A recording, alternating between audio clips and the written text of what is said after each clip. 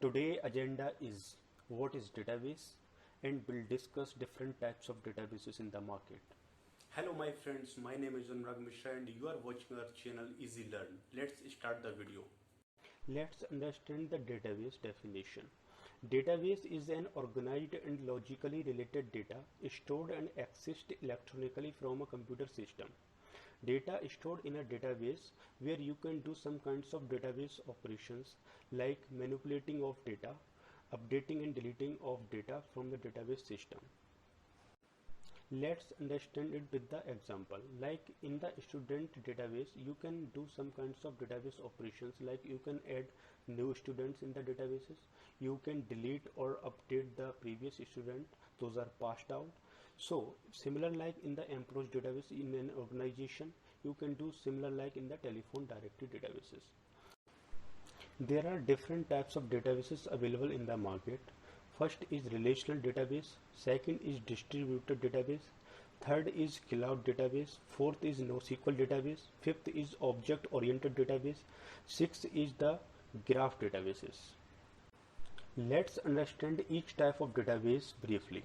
First is relational database.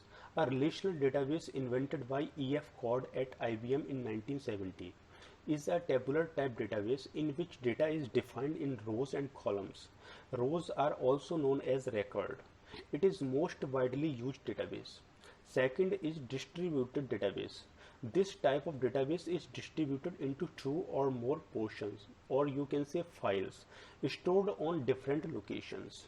Third type of database is cloud database. A cloud database is accessible to clients from the cloud and delivered to users on demand via internet from a provider's servers. It is known as database as a service. Uses cloud computing technology to achieve high scalability, high availability, and effective resource allocations. Next is NoSQL database. A NoSQL database provides a mechanism for storage and retrieval of data that is modeled in means other than the tabular relations used in the relational database. It is also known as the non-relational database. It allows to store unstructured and semi-structured data. It is very useful in big data sets. Fifth is the object-oriented database. An object-oriented database is based on the model of both object-oriented programming and relational database, in which the information is represented in the form of objects. Sixth is the graph database. Graph databases are basically a collection of nodes and edges, where each node represents an entity and each edge represents a connection between nodes.